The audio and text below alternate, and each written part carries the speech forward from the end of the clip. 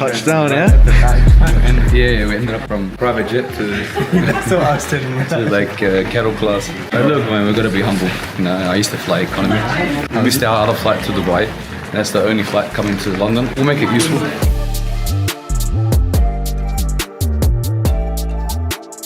So what have you got for people that are going to see this and they're going to be like, wait, I thought Ahmed wasn't going to be in London. If they watch the actual whole episode, they'll realize that it was just the last minute thing, man. It wasn't meant to be. Even DMO was meant to come, Ryan was meant to come, and a few of the other guys were meant to come. They all stayed behind. But we're leaving tomorrow anyway. I just didn't want to spend the rest of the night in Copenhagen. I thought, you know what, we'll fly out of here tomorrow, catch a night flight, at least I can sleep on the plane, and at least it's a first class ticket, because in the Copenhagen one, there's only business class. No way. So at least I get to sleep.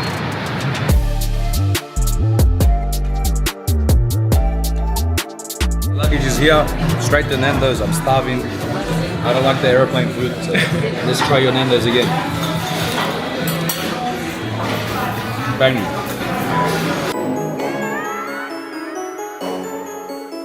So man, after all those miles we did today, I'm buggered. I'm gonna go up and sleep, get some good rest, and tomorrow another adventure day. We are at the jet business. Guy I spoke to about 3 months ago on the phone.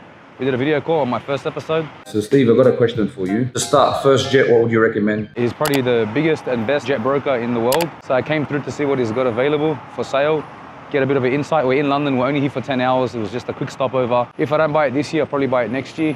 And I've spent that same money sort of on cars anyway this year. Brand new Lamborghini Revueltas. We're going in to purchase 2 Culinans.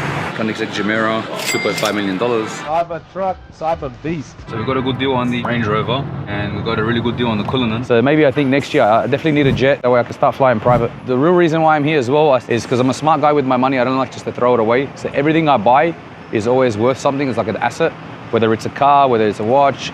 So with the jet as well, I don't want to go put money down and tie it up if I'm not going to be making money from it. Even if I break even, I'm happy and I know that the money's there, but I just don't go throw money on rubbish. So let's go check out, see what we can do, add up some numbers. If it works for me, you know, in the future, maybe this year or next year, I'll buy one for sure.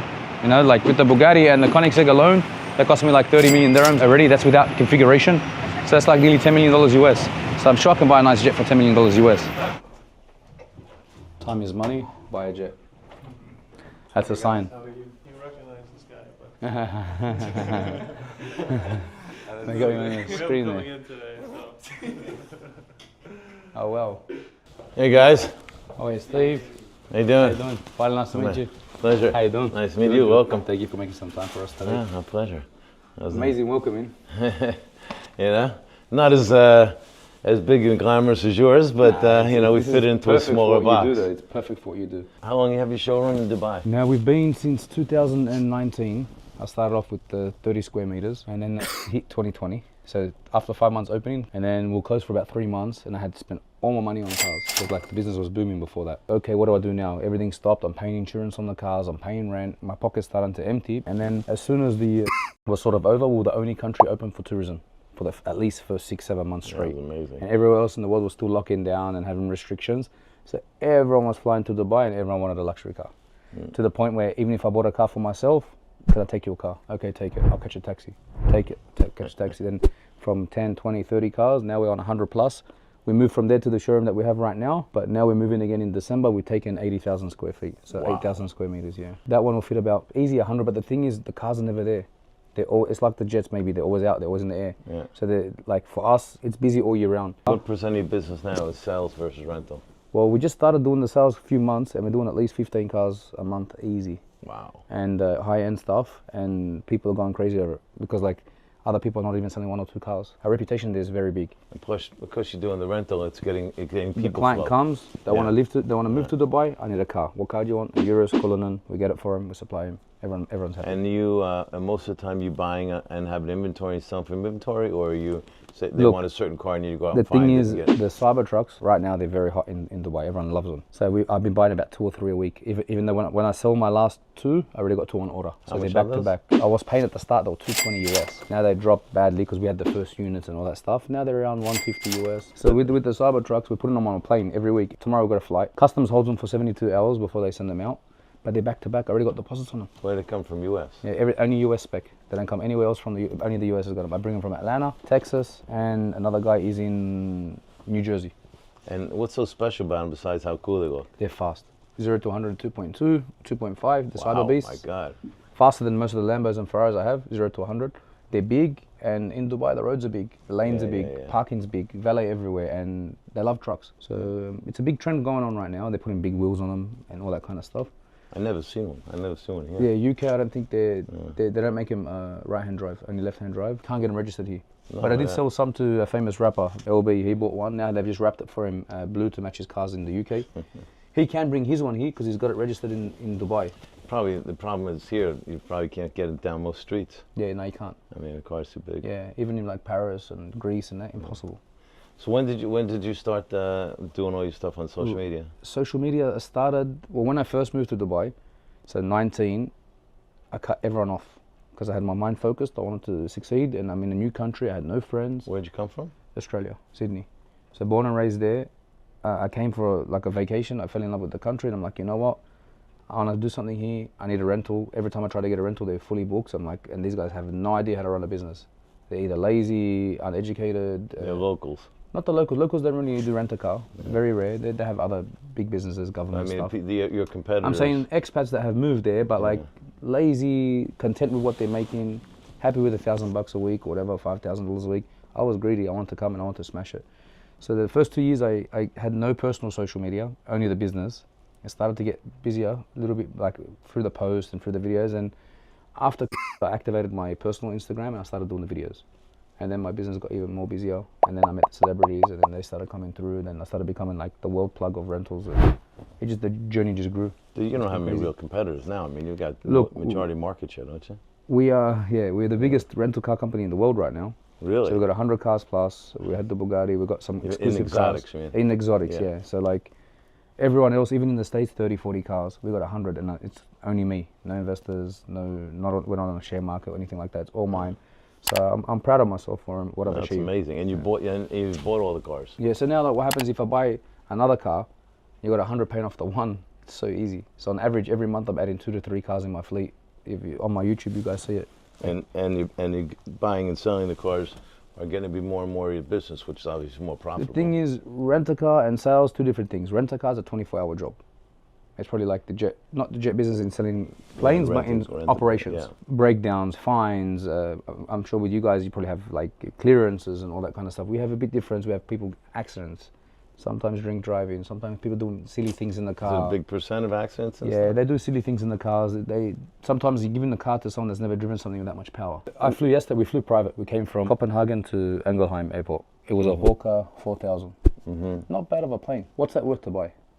You wouldn't want to buy that. I know. They made very few of them, and they weren't really reliable, so they took about half of the airplanes, they've cannibalized them to use parts on the other airplanes. Oh, wow. So you can buy those things for $2 million. That's what I told you. Remember, you got me how much this plane with? I got probably about $2 million. It's a nice cabin for what you can get from it. But it doesn't get range, no? The problem is, if you have a problem with it, you can't get a part. Get parts, yeah. What, they're old? What year would that be? No, they're probably only about, I'd say around 2010. 15 years old, which is not really old in our world, Yeah. And the fact of the matter is you can't get pilots for them because there's not many of them. So you can't get parts for them. I think they only made something like 50 of them in the world, and I think maybe about 25. My friend bought a jet. He's in Australia.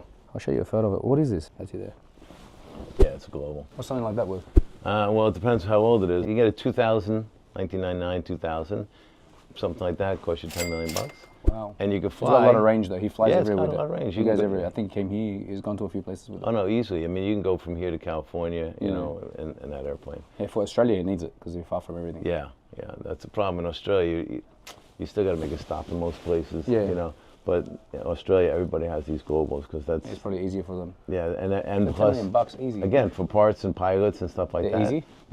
Yeah, because once a manufacturer gets into a country, and they start building their market Where's share. That made? Which country makes Canada. Those? Canada. Okay. So you basically have 4 brands. Okay, 5. You have Bombardier based in Canada. You got Gulfstream based out of U.S. You got Falcon in France. You got Cessna in the U.S. and Embraer, which is Brazilian. But they're the globals. Yeah, and I mean this is this Global 7500. This is it was the king until now. They came out with Gulfstream 700. Which is the competitor to this. It just came out a few months ago. I've noticed though, most of the private jets that have the engines at the back, they're not on the wings like the Emirates and all that commercial Yeah, ones. the airlines have them on the wings. That's for weight distribution. And so what happens is also because of noise, okay, the noise is all back here. So up here you got, It's more the only noise you get from an airplane is from the on the windshield. wind, yeah, with the wind. And, but these things now have gotten so quiet. The other thing is not just noise, it's cabin altitude pressure. So when you're on an airliner, when you're at altitude, the cabin altitude is about 6,500 to 7,500 feet. Okay, so it's like if you go skiing, you know, you get that altitude sickness. But on an airplane like this, the cabin altitude is 3,000 feet. And 3,000 feet is where your body starts feeling a difference in the altitude, where your oxygen levels change. Okay. So when people get jet lag's really, the majority of it comes from the high altitude. It's not the time zone change. And you get dehydrated, the oxygen is not, and people have alcohol when they're flying. So that's really the big thing on the corporate jets. You have really great cabin altitude pressure, so that the sensation of your body is much better to fly private. Listen, if you can afford it, there's no other way. Yeah, and all these little domestic flights from little countries, man, there's nothing, there's no business, there's no first, it's so hard, man. Do you travel a lot? Yeah, I've been traveling a lot lately, yeah. For seeing clients or just? We went to Sweden to go spec Koenigsegg. I bought a car, cost me like 3.1 US. Then I bought the Bugatti this year, that cost me another 4. I'm like, I might as well just buy a jet. Spent 7 on cars, you know, in 2 cars, and the other 2 come in. But you're going to buy that car and you're going to sell it, or you're going to? No, for personal use, yeah. Oh, for personal use. So now you bought that car for personal use. Now the guy's going to walk in your garage, he's going to offer you 400,000 profit, 10% profit. Okay. Even more, but I won't sell it. You won't sell it? Nah, I think on the Bugatti, I think I'll get offered about $2 million more when it's ready. They'll probably offer me 30 million dirham. How long does it take to get one? 2026 it arrives, late 2026. Wow, so you got to order 2 years in advance. Yeah, only 250 made in the world. You got to put half the payment up front as well. Koenigsegg, on the other hand, I paid for it last month. Now I have to pay another 40% now. So then that comes in next year summer. So he reckons October I'll have it. Perfect summertime for winter time for Dubai. Steve, thanks for all the information. Let's see, I've seen some people come out here and you've sold them some jets and you've gone on the screen and you showed them what they have for their budget. I've got about 10 mil. So if I want to buy something for 10 mil, what do you recommend? Yeah, why don't we go outside and take a look? Okay, let's go. Come on. So, Ahmed, what's your budget? 10, maximum 15 mil. All right, let's take 15 and let's see where we go. So 15 million, we have 102 different choices. How many passengers want to carry? 8 to 10 max. All right, let's put 8 and make sure it's comfortable. Yeah, I'd rather have more room in the jet. And an airplane maybe 10, 12, 14 years old max? 10 to 12 years max. Okay, so that's that. And you want to talk about range. What's the furthest trip you need to make? Dubai, Hong Kong, Dubai, London. Usually I always go to Europe though, so mainly it's Dubai, Athens. So now we got down to 13 different choices, okay? So you have a lot of things here to choose from. So basically now you said 10 to 15, so we have the option to go down from 15 million to spend, let's say maybe 11 million bucks. So I think really at ease, a Gulfstream 450 and a Challenger 605 is the best choice for you, okay? So we take these airplanes, so basically from Dubai, you can see that airplane can go anywhere to London or going west and go anywhere to Hong Kong or Manila. The fact of the matter with the Gulfstream 450, you get a 3-zone cabin. So you can actually have a bedroom in the back. That's what I'm looking for. All right, so let's go back to the G450. From, forget the Challenger 605. What's it look like inside the G450? So this is the G450. This is what it looks like on the outside. The airplane can hold up to 12 people. It has 3 different zones in it. It has a sleeping area in the back. It has 4,200 mile range, which is plenty to go from London to Dubai. This is actually the airplane. Most important as well, ceiling height. Okay, so this airplane has about a 6-foot ceiling height, which is most of the jets are about 6 feet. Okay, inside, this is the dining table, but this goes down to become a bed. Okay, it's got 3 different zones. So you can see in the back, it's got that bedroom back there, which you can close this door off, or you can leave it open. It's got a seating area here for a conference table, a dining room, and then the 4 executive seats in the front. Perfect. This is 12 mil. This one, yeah, it could be bought for about 12 million. I mean, they're asking 14 million, but this airplane probably could have had for about 12 Let's compare that with the Challenger 605. So the difference in the Challenger 605, this is what it looks like on the outside. I think the outside of the 605 looks nice, I know. Yeah, you know, it's different to what they call, you know, curb appeal. Personal okay, well. it looks fatter and stronger because it's not as long. But the interior, you're getting 2 zones, not 3 zones. So it's basically without that rear bedroom in the G450, you get this 2-cabin airplane. I think the G450, because I like the cabin, I have to have a separate room, a bit more privacy. So, all right, well, listen, the airplane there, that's 14 million. We can maybe get it down to 12. I'm not sure if we're gonna get to 10, but I'll tell you what, if you put up a deposit in escrow, we get a hard written offer submitted to the seller, you never know where they're gonna go. Any other fees that, like hidden fees or anything? It was 10 million, 10 million. No, it's you buy it, that's the price. Okay, you're gonna have to pay your fee for your lawyers to negotiate the transaction. We have to make sure we're gonna take delivery in a country that doesn't have a tax issue. And if you do those two things, then there's no other extras. We go in at 9, he'll probably come at 10. If you go in at 10, he's gonna tell you 10 and a half. Listen, if the guy was asking 11, yes, okay, but he's asking a little bit. He's asking 12. Listen, I'm happy to offer him 9.5. Okay, I'll do that. 9.5, all everything ready to go, turnkey, jump in, I'm ready to fly. If that's the case, I'll send you the deposit. What's the deposit? 500k. 5%. So we'll make it 500, then we'll owe 9 million on transfer. Okay, I will do my best. What do you think? I think he'll come back with a counter offer, but let's see what he says. Let's see. I've done it.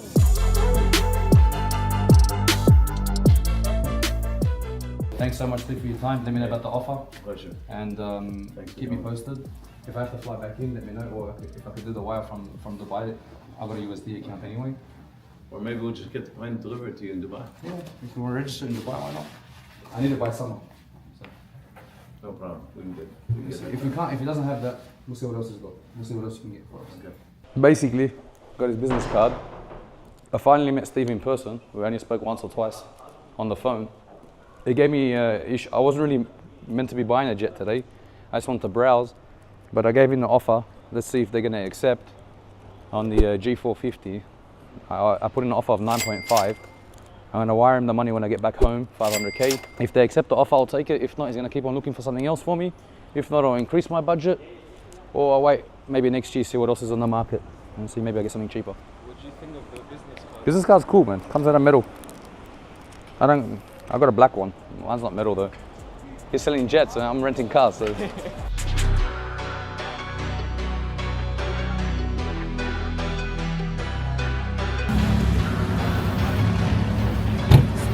cold. I had to put my jacket back on. So we're back to my favorite steakhouse, the Meat and Wine Co. Starving for like some steak. Let's go. Let's go.